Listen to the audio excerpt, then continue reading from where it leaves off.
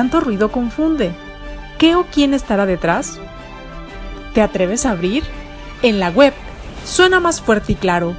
Cabecera MX presenta El Timbre. Iniciamos.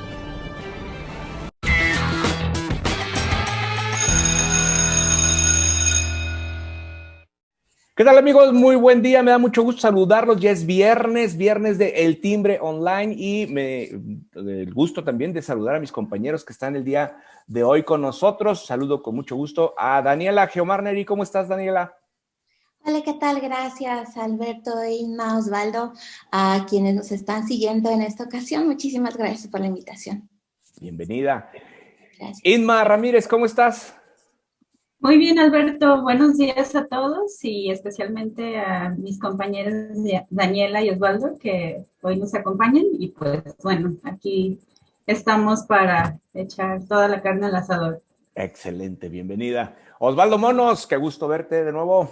Saludos, ¿cómo están? Qué gusto saludarlos. Miren, saludcita desde temprano con un cafecito porque es muy importante para despertar como Dios manda. Eso sí, primero el café y luego después lo que venga.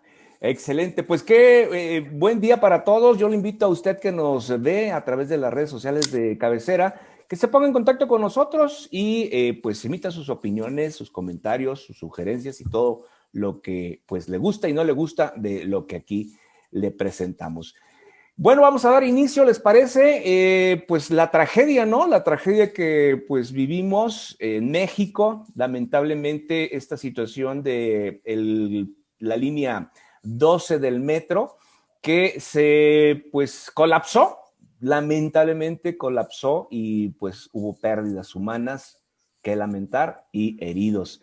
Se hablaba de 25 fallecidos y 79 personas pues heridas y esto pues ha generado una serie de pues comentarios pues no muy buenos, sobre todo para el gobierno de la Ciudad de México. Hay quienes acusan falta de mantenimiento, hay quienes acusan pues la negligencia en sí. Pero bueno, para comentarlo mejor, mis compañeros y compañeras que hoy están aquí con nosotros. Inma, te damos la palabra. ¿Cómo viste esta situación que vivimos lamentablemente en la Ciudad de México? Así es, Alberto. Muchas gracias por darme la palabra. Pues como lo hemos observado, ha sido un hecho muy lamentable. Incluso me atrevo a decir que es el primer hecho que se suscita de esa magnitud en la historia de la vida contemporánea de este país. Y pues, independientemente de las víctimas mortales, que como bien comentas fueron 25 personas, pues tenemos también más de 70 personas heridas que están en como varias magnitudes de su vamos, de lo que sufrieron, que incluso van a tener secuelas posteriormente y que también ha simbrado pues la vida cotidiana de la Ciudad de México y también de todo el país, ¿no? Pues como hemos estado viendo, se están echando la bolita. Afortunadamente van a iniciar los peritajes. De hecho, hay un organismo internacional que también va a participar en ellos, pero además de todo esto, pues sí nos pone a reflexionar, ¿no? Que es el tema de la movilidad y más que nada del manejo de estos sistemas de transporte colectivo, pues sí requiere de una estrategia muy bien definida y que además los que toman las decisiones pues implementen adecuadamente cada una de las acciones y ejerzan efectivamente el recurso, ¿no? Se habla de más de 120 millones de pesos que se destinan anualmente para el mantenimiento de esta línea de metro y que pues resulta que a veces son insuficientes, ¿no? Y que no sabemos si efectivamente se han ejercido, perdón, como deberían de ser. Y además, pues también el tema de los responsables, ¿no? De que es un fallo en la estructura del mismo sistema de transporte colectivo metro y que muchos de esos responsables pues actualmente están dentro de los primeros cargos a nivel federal y también pues están tomando decisiones en la misma Ciudad de México, ¿no? Entonces sí nos pone a reflexionar muchísimas cosas, ¿no? Claro que sí, nos pone a pensar todo lo que aconteció, pero digo, es cierto que hay funcionarios de alto nivel, de muy alto nivel dentro de la 4T, pero sin embargo hay un responsable, un director del metro, ¿no? Y ese pues es quien debe de asumir, creo yo, la responsabilidad con respecto al mantenimiento, ¿no, Daniela? Evidentemente sí, se trata del mantenimiento, pero aquí tendríamos que ir sin duda a toda la historia de la construcción que generó una serie de escándalos desde el momento de su planeación o su pésima planeación, de su horrible ejecución, que además dicen, bueno, es que necesitaba cierto mantenimiento por el asunto de los temblores en la Ciudad de México. Sí, pero si estás construyendo en la Ciudad de México un sistema de metro, un sistema de edificios, de lo que sea, no se necesita ser ni arquitecto, ni ingeniero, ni político, ni nada, como para entender que necesitas tener todas las especificaciones técnicas que tengan que ver con el terreno, que tengan que ver con las variables de los desastres naturales que se suscitan en el lugar. Entonces, tendríamos que ver aquí todo el historial de planeación, ejecución de obra y quiénes han sido los responsables a lo largo de toda esta cadena. Estaríamos hablando prácticamente casi de una cadena de custodia, ¿no? Aquí la situación y la circunstancia es que en México es terrible esta parte de la negligencia criminal, porque aquí, como nos comentaba Inma, la cantidad de personas fallecidas, la cantidad de lesionados y de lesionadas es terrible.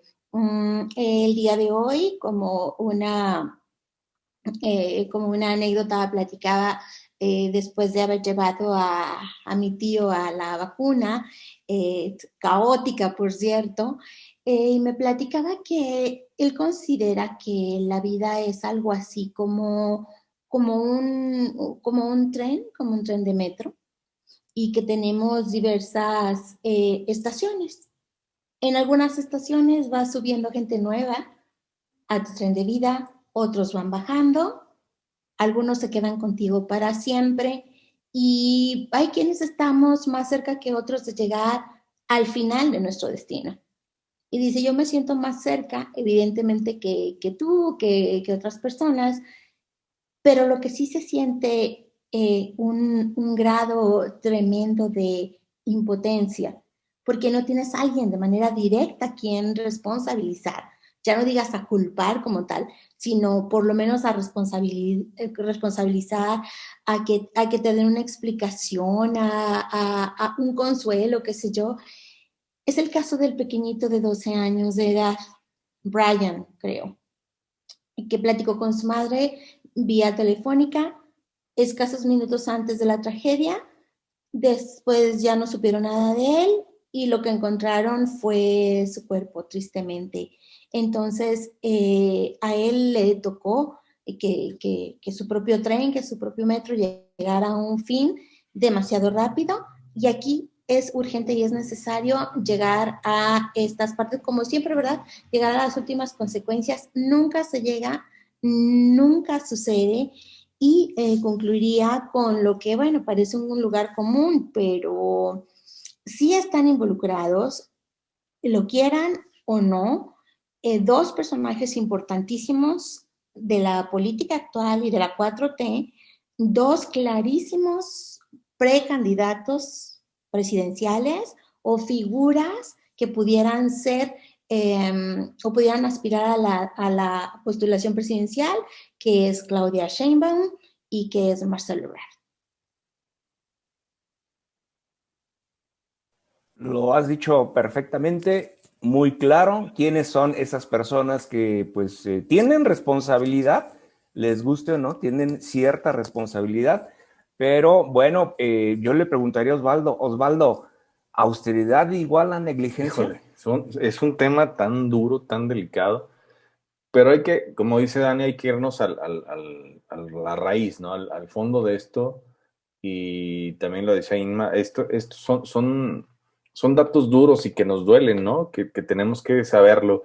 Es una línea reciente y la famosa línea dorada, ¿no? Que presumían que era de lo mejor, un poquito más arriba de lo mejor. Entonces, la inauguraron el 30 de octubre del 2012, es decir, que todavía no tiene ni 10 años la línea, y ya traía muchos problemas desde antes, porque ya habían testimonios de personas que habían estado evidenciando que las condiciones no eran las mejores, que había ahí en la zona donde ocurrió, pues que se estaba pandeando, por llamarlo de una forma más folclórica, y que la situación estaba complicada. Aún así, del 2017 a la fecha, han ocurrido muchos eventos trágicos en el buen sentido de la palabra con el metro. Ya se les quemaron estaciones, ya se les quemó la computadora central, ya chocaron trenes, o sea, ahora se les cayó la vía, y las consecuencias son terribles.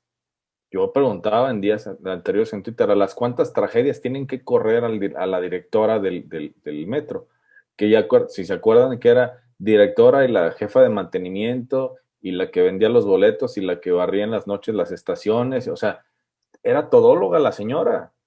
Y por ahí también empiezan a investigarle, y resulta que una de sus labores extracurriculares, además de ser directora, pues tenía que ver con asuntos de una empresa que está afiliada y asociada para la construcción del Tren Maya. Entonces, pues la verdad es que deja muchísimo que desear, muchísimo que desear.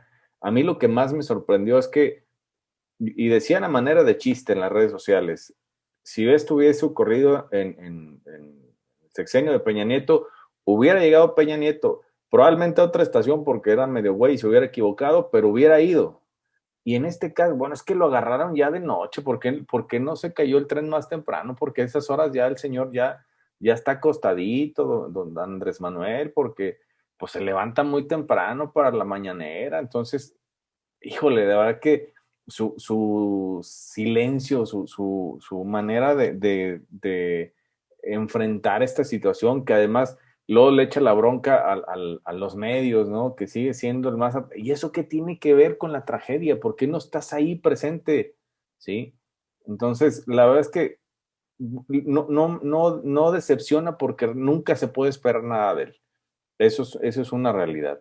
Entonces, no podemos justificar sus actos, no podemos justificar que la gente le critique y que luego se pongan agresivos de que, por favor, no usen de bandera política una tragedia como esta, cuando supimos que pues él se enarboló muchas veces con lo de Ayotzinapa, con lo de Tlatlaya, todos los hechos sabidos y por haber, él los tenía como bandera. Entonces, antes sí se podía, hoy no se puede. Antes le daban como un ligero mejor mantenimiento a muchas cosas, y hoy pareciera que no le quieren hacer absolutamente nada, y hay quienes se atreven a decir que por haberle quitado presupuesto al mantenimiento del tren, pues es para dárselo y repartírselo a los ninis, ¿no? Entonces, sí es una situación muy complicada. Lo acabas de decir muy atinadamente, Osvaldo, la empatía del presidente hacia las víctimas y a los familiares de los fallecidos, ¿no? Y ahí es donde me quisiera detener con Inma y Daniela su comentario con respecto a esta empatía. ¿Bastaron el que se decretara 3 días de duelo por la tragedia? No, pues definitivamente nada más fue una acción como muy por encima, ¿no? O sea, realmente no ha habido un acercamiento a las víctimas, en este caso, en donde incluso se ponga a disposición pues el aparato del Estado para tratar de paliar un poco el dolor que ahorita están teniendo, ¿no? Porque no solamente los que están hospitalizados, sino son todas las familias que han sufrido pues gran impacto, porque además estamos hablando de que es un sistema de transporte que agilizaba las trayectorias de un punto a otro, ¿no? Estamos hablando que hay personas que desde su casa hasta sus centros de trabajo utilizaban esa línea del metro y hacían 1 hora en vez de 3 horas, ¿no? Entonces, pues realmente no ha habido una solidaridad por parte del Ejecutivo Federal y que además,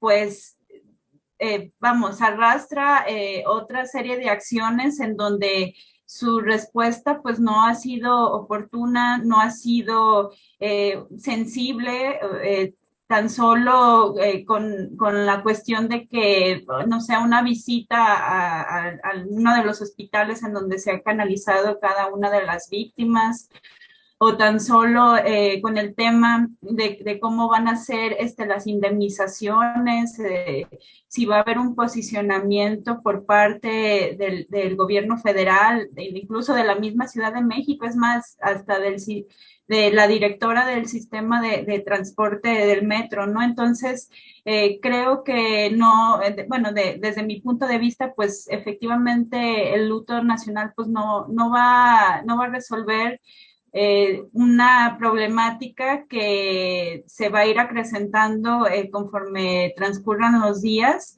y que pues parece que la lógica es trivializar, ¿no? Y como lo comentaba Osvaldo, es hacer leña del árbol caído y en vez de afrontar una tragedia como de esta magnitud, pues diga que es una persecución política, ¿no? Incluso hay declaraciones, creo que de una senadora que enuncia que casi movieron la ballena, ¿no? Para que se cayera el tren. O sea, es una total insensibilidad y pues además hacer mofa de una situación que ha repercutido en la vida de muchas personas.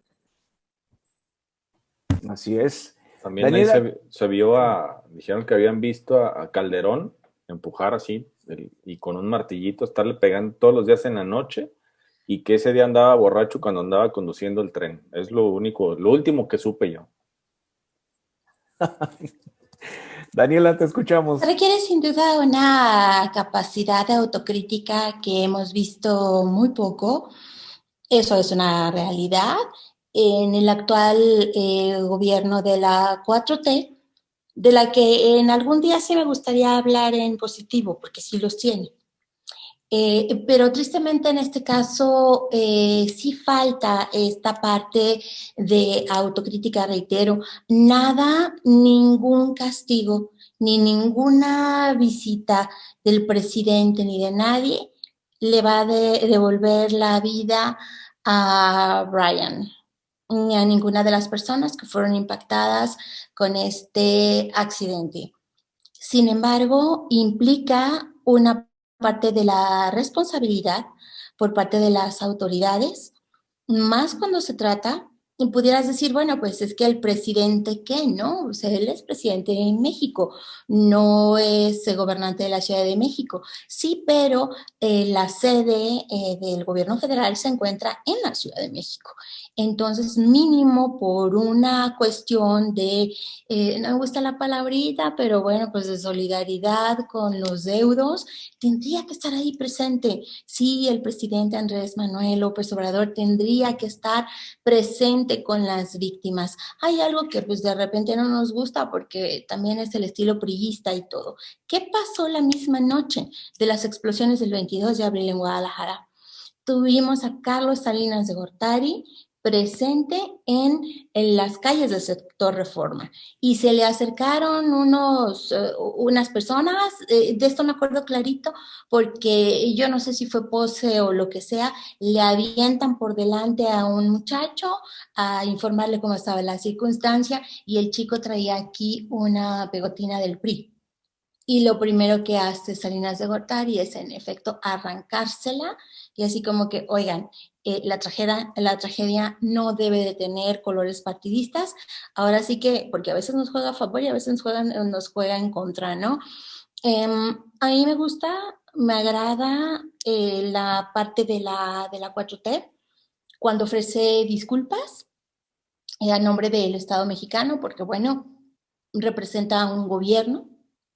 A mí me gusta la reivindicación de los pueblos originarios. Sí me gusta cómo lo está haciendo el presidente. Se lo aplaudo, se lo reconozco. Me queda claro que nadie lo había hecho. Me gustó mucho también una ceremonia reivindicatoria por las víctimas de Acteal en Chiapas.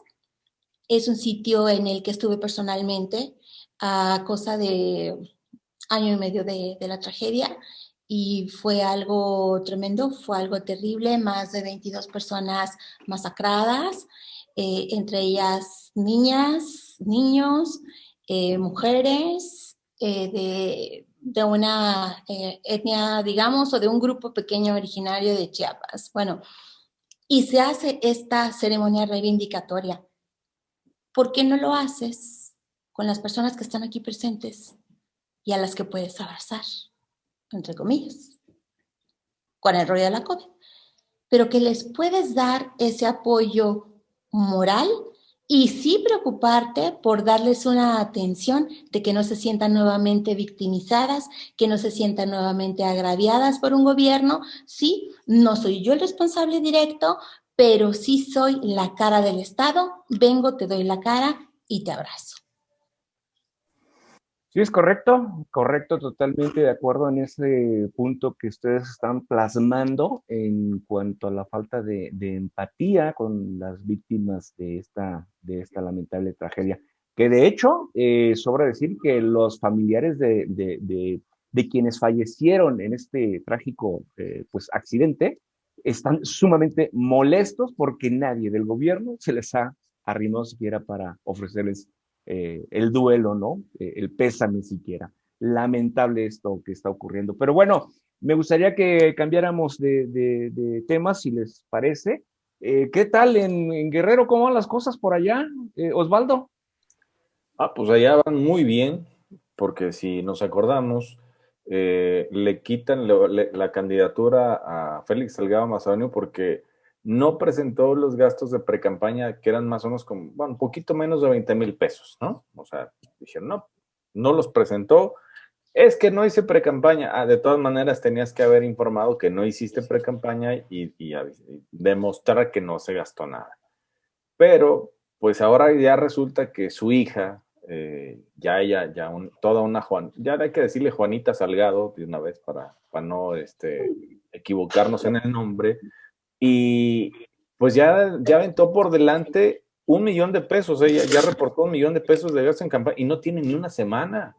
O sea, quiere decir que están comprando ya desde ahorita la gobernatura, quiere decir que pues es por si acaso y si sobra pues ahí se lo quedan para los chescos o no sé qué es lo que vayan a hacer, pero lo que sí es lamentable es que a pesar de cómo se vayan a dar las cosas, pues sobrará muchísima gente que vote por ella, que vote por ellos y que pues de nada haya valido esta pelea de todo mundo, de esas indignaciones de parte de muchos grupos hacia la postura del entonces candidato Félix Salgado y que pues sigue haciendo de las suyas, ¿no? Ya también dijo que pues ahora va a regresar al Senado y que estando en el Senado pues nos va a chingar, ¿no? Entonces, pues no cambia este señor. Y obviamente, pues así, ya lo dijo el día de ayer, que hay tora y hay toro. Pues yo creo que no sería tora, sería becerra, si no es mamá todavía no es vaca. Y pues él no es ni toro de ser medio güey porque no sabe los términos de cómo son las cosas en la fauna animal. Así es, las cosas que se están viviendo, ¿no? Y bueno, ya Félix Salgado también anunció que iba, pues, en contra del INE, ¿no? Con todo va, con todo va. Inma, ¿qué nos dices? ¿Cuál es tu punto de vista? Uy, pues yo creo que ya Osvaldo explicó la mayor parte del contexto y pues nada más resaltar, ¿no? Que esta señora, pues sí, está casada, pues tiene vínculos con el cártel Beltrán Leiva, ¿no? Entonces, adicional a que, pues tenemos todo el antecedente de su padre. Entonces también ella parece que está siguiendo los mismos pasos de su mentor, ¿no?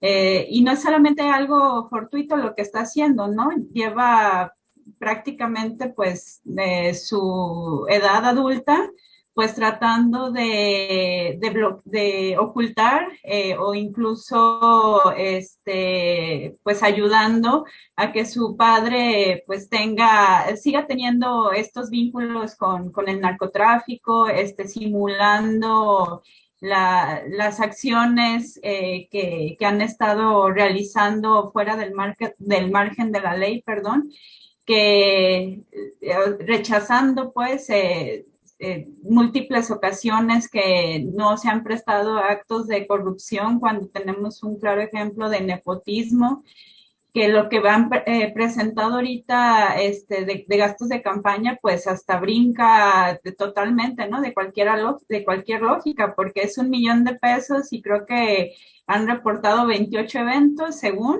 en menos de una semana, entonces pues como de a 30,000 pesos por evento, ¿no? Yo nada más quiero saber si en verdad se efectuó cada una de estos eventos que ellos están argumentando en su declaración de gastos y pues adicional, ¿no? Que esta persona pues carece de una total plataforma política y nada más está supeditada a lo que diga su padre y que como dicen, si camina como pato, come como pato y vuela como pato, pues es claramente que ella está fungiendo un papel total de ser una Juanita, ¿no? Y que además el tema de la equidad de género, pues claro que se la pasan por el arco, o sea, no, efectivamente no hay nada de equidad de género y pues es el padre usando la marioneta de su hija, ¿no? Para cumplir sus fines últimos, no en la política, sino pues ahí en los acuerdos oscuritos, ¿no? Que ha tenido incluso con el presidente. Sí, es un tema interesante esto que está pasando. Ya 1 millón de pesos gastados en esta semana, en una semana prácticamente de campaña. Híjole, se nota dónde está el recurso. Pero hay algo que Inma comentó, la vinculación al narcotráfico. Y bueno, hablando de este tema, hubo una resolución en favor del Güero Palma, ¿no, Daniela? Sí, así es. Héctor Luis, el Güero Palma, uno de los narcotraficantes históricos, de los llamados históricos en México, de la época de los 80, del grupúsculo de Miguel Ángel Félix Gallardo, del más destacado de los narcotraficantes en su momento en México, y bueno, yo diría de toda la historia y el panorama de México, es uno de los más grandes, de los más trascendentes, en negativo evidentemente. ¿Y qué es lo que sucede con Héctor Luis el Güero Palma? Bueno, lo absuelven de delincuencia organizada por parte de un juez en el estado de Jalisco por el simple detalle de que nadie quiso ir a declarar en su contra. Después de 25 años en la cárcel y de que no me digan que en tanto tiempo no pueden configurarle y ahora sí que, bueno, pues dejarle bien en firme estos señalamientos. Se le otorgaron 40 días de arraigo, lo iban a dejar libre desde el viernes pasado, se otorga el arraigo a la PGR. Al margen de lo que puedo no lograr la justicia mexicana, solamente quisiera traer a colación 2 puntos. El número 1, qué delicado que los abogados del Güero Palma se dirijan en sus ruedas de prensa al presidente y le piden al presidente que no crucifique al Güero Palma porque el pobrecito narcotraficante va a salir a dedicarse a la ganadería. Entonces, que es un buen señor, ¿verdad? Ya se reivindicó y todo. Y me parece delicado que se refieran al presidente porque de manera formal el presidente no decide tal cosa, sino es el Poder Judicial y es el área ministerial la que tiene que terminar de comprobar que es necesario que este señor continúe tras las rejas. Esa es la primera parte. Y la segunda parte con la cual yo quisiera cerrar es enviar, si es que de casualidad alguna persona joven nos está viendo en este momento. El caso del Güero Palma es un caso extremadamente trágico. El glamour que nos venden en las series de televisión de los grandes narcotraficantes es una farsa, es una gran mentira. ¿Qué ha pasado con Héctor Luis El Güero Palma, que ha tenido una vida bastante larga? Va a salir ya prácticamente de 80 años de edad, decrépito, con traumas para toda su vida, para toda su existencia. Y mientras algunos que quieren llegar a ser supernarcos solamente duran 3 años de vida dentro de este ámbito del crimen organizado, porque empiezan desde abajo y tal cosa, para Héctor Luis El Güero Palma la vida ha sido su peor castigo. Continuar con vida después de que le mataron a su esposa, le hicieron llegar la cabeza de su esposa, pero no solamente eso, sino que hasta le mostraron cómo arrojaron desde un puente a sus 2 pequeños hijos de solo 4 y 5 años de edad. Pequeñitos que no tenían ninguna culpa ni responsabilidad de nada. Es parte de lo que ha vivido el Güero Palma, que además de que se accidentó, todo golpeado, es ahí donde lo agarran y bueno, pelas. Y además tampoco ha tenido pues esa gran fama como muchos otros narcotraficantes. En fin, se rabia pues con esta circunstancia que qué delicado, que estamos, yo nunca antes había visto que alguien le dijera al presidente, ¿verdad? O sea, era más bien a los jueces, qué sé yo. Y la otra es un espejismo, la vida del narcotráfico y el creerte narquito es un terrible espejismo. Bueno, hay una razón, ¿no? Hay una razón por cual le dicen al presidente. Él es el que manda, está sobre los jueces y sobre todos esos, entonces, pues está bien. Además, se le está cumpliendo uno de los sueños al presidente. Acuérdese que él dijo que en el primer día de su mandato, todos los narcos iban a dejar las armas y se iban a dedicar al campo y a no sé qué otra cosa. Entonces, el Güero Palma le va a cumplir siendo ganadero. Ay, qué bonito que le cumplieron algo. Bueno, y también solamente quisiera poner en perspectiva, Vicente Zambada, el hijo de Mayo Zambada, ya se reportó libre la semana pasada. Entonces ya están ahí los herederos del narco listos, digo, ellos nunca han dejado de operar, nos queda perfectamente claro, pero desde luego con esa fachada. Ustedes recuerden que las ganaderías y las guarderías de los familiares del Mayo Zambada hasta recibían apoyo de la Sedesol. Así las cosas, ya lo has dicho todo. Bien, pues de esta forma, y como dice Daniela, cerramos el día de hoy este programa del Timbre. Gracias Inma, gracias Daniela, gracias Osvaldo. Yo lo espero a usted el próximo lunes aquí en el Timbre. Que tengan un excelente fin de semana. Hasta entonces.